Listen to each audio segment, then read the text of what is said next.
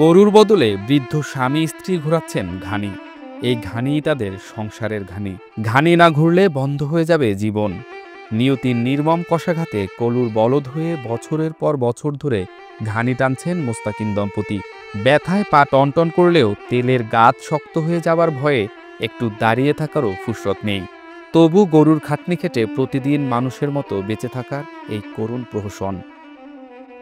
চুলে আগুন জ্বলে না, আমার এই দুঃখ, আমার কষ্ট, আমরা স্বামী স্ত্রী দুইজন মিলি আমার এই বুকে জঙ্গাল দিয়ে আমরা এই ঘানি কিন্তু কষ্ট ভোগাই।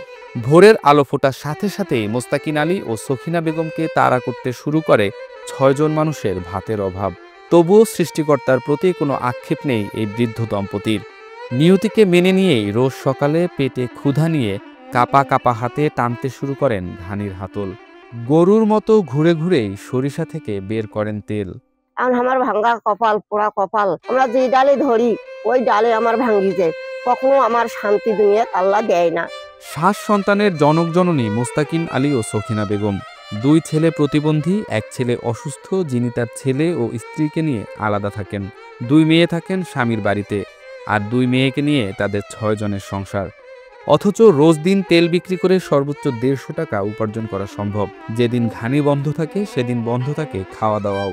এই গ্রামে আসছি প্রায় 30-40 বছর। তখন থেকে দেখি ওরা ঘানি টানে, বুক দিয়ে গাছ মারে, বুক দিয়ে করে গাছ টাছ মারি, তাতে তেল ধরি বাজারে যায়, 100-150 টাকা আসে। এটার মধ্যে তো কোনো কিছু বাজার খরচ হয় না। কোনো রকম একবেলা খেলে আর একবেলা খেলে না, একদিন খেলে আর 2 দিন খাইতে পারে না, এরকম করে জীবন ধারণ করে।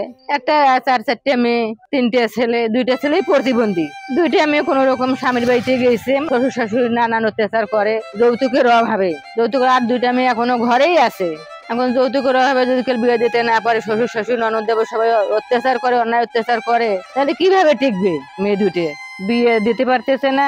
আর একটা দীর্ঘদিন যাবত একটু কাজকর্ম করছিল, চলছিল বউ বাচ্চা নিয়ে, তারা এখন ওই বুড়া বুড়ির ঘাড়ে চাপি গেছে। নীলফামারী জেলা শহর থেকে প্রায় 20 কিলোমিটার দূরে কিশোরগঞ্জ উপজেলার বাহাগিলি ইউনিয়নের উত্তর দুরাকুটি পাগলাটারি গ্রামে বসবাস মোস্তাকিন দম্পতির। দুঃখের ঘানি যাদের নিয়তি। 5 ঘন্টা হাড় ভাঙা পরিশ্রমের পর মেলে প্রায় 1 কেজি 1 পোয়া তেল, যা বাজারে নিয়ে বিক্রি করে চালান সংসার। কোনোদিন বিক্রি না হলে না খেয়ে পার করতে হয় দিনটি। এর পাশে আমাদের বাড়ি, ওনাদের বাড়ির পাশে খুবই গরিব মানুষ, নিরীহ লোক। যদি কেউ আশেপাশে কেউ বড় ভাই বা ছোট ভাই বা চাচা ভাতিজা 10 টাকা 20 টাকা 50 টাকা দেয়, তাকে দিয়ে তার ওষুধপাতি কিছু হয়। বা আমার পাশে একজন আমাদের চাচার বাড়ি আছে, তার হেল্প পায়, 2 সাজ বা 1 সাজ খাইতে পারে। সবাই তো আর দেবে না, এই যুগে তো নিজ নিজ ইএনএফসি, বুঝছেন। বড় মেয়ের বিয়েতে তাৎক্ষণিক যৌতুক দিতে না হলেও আনুষঙ্গিক খরচ মেটাতে দেনাদার হয়ে পড়েন মা বাবা মোস্তাকিন ও সখিনা। পরে মেয়ের শ্বশুরবাড়ি থেকে যৌতুকের টাকার চাপে বাধ্য হয়েছিলেন ঘানি টানার একমাত্র গরুটি বিক্রি করতে। তাতেও মেয়ের সংসার টেকেনি।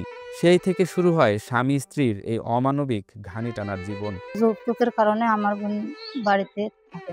গরু ছাড়াই আমার বাবা বুক দিয়ে কষ্ট করিয়া ঘানি টানেন। কারো কাছে বলতেও পারে না বা কারো কাছে কইতেও পারে না। সে অনেক দিন ধরে এই কষ্টটা করে যান, করে সংসার চালান। আমরা বর্তমান খুব কষ্টে আছি। প্রতিবেশীরা সকলেই ব্যথিত স্বামী স্ত্রীর এমন কষ্ট দেখে, কিন্তু তারাও ততটা অবস্থা সম্পন্ন নন যে সাহায্যের হাত বাড়িয়ে দেবেন। একটা গরু থাকলে অন্তত নিজেদের ঘানি টানতে হতো না। এইভাবে আর কি জীবন ধারণ করা যায়? যায় না, জীবন চলে না। বুক দিয়ে ঘানি টানতে টানতে ঘাস মারতে মারতে মারতে মারতে মানে ওরা অদৃষ্ট হয়ে গেছে, আর পারে না চলতে। আশেপাশে আমরা যারা আছি তারাও তো গরিব, তাই আমরা তো কিছু সাহায্য করতে পারি না। আমরা তো দিন রুজি করিয়ে পেটে দেই, এরকম এইভাবে আমরা জীবন ধারণ করতেছি। ওনাদেরকে আমরা কি সাহায্য করব, কি দিব আর কি দেখবো? ভাতের অভাব যাকে মত্ত শিকারীর মতো তাড়া করে, সে জানে জীবন কতটা নির্মম। এই বৃদ্ধ বয়সে জীবনের প্রতি কোনো অভিযোগ না করে দুঃখের ঘানি টেনে চলছেন মোস্তাকিন দম্পতি।